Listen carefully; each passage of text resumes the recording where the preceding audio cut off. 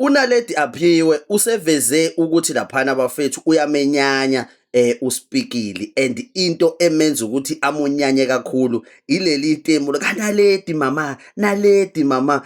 Kubonakele-ke bafethu laphana even ngisho ku TikTok uNaledi Aphiwe eblocka uSpikili bafethu. Ayemva kwalokho uSpikili bafethu uye wakhihle esikanandi khona laphana nje ko social media bafethu. Asazi-ke bafethu noma kusho ukuthi uSpikili ubesabona kunamathemba yini bafethu ukuthi mhlawumbe angasathola uNaledi Aphiwe since kade bafethu aqala ukuyishela le ntombi. uSpikili usalibambile bafethu leyo nto leyo ukuthi nje uma uphuma emakhaya bafethu intombi ungayishela ngisho 5 years. Ayikade bafethu igadla lana koNaledi, but kuyacaca bafethu ukuthi kushuthi mhlawumbe uSpikili akasiyi type kaNaledi, kodwa wakwazi ukuthi amsebenzise bafethu ukuthi amcampaignele laphana ukuthi ayo ama-award emetro nalana-ke uNaledi bafethu agcina khona engawinanga. Asazi-ke mhlawumbe noma lokhu menyanya lokho okungaka kungenzeka yini ukuthi wabona mhlawumbe ukuthi naleya campaign bafethu yayisifaka abantu abaningi kangaka ukuthi ingayi phambili. Hhayi bafethu umblockile bafethu, yabona nje ngisho ungena nakho uNaledi laphana bafethu uthi ngiyablockana mina yazi,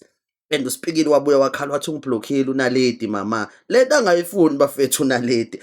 Isa-healthy kodwa bafethu le ndaba kaSpikili noNaledi, cause hayi ngazuthi manje sithanda ukuba questionable kakhulu, ngazuthi sine-harassment phakathi bafethu lento. Ingane yasho uSpikili phuma kumina, Spikili phuma enganeni.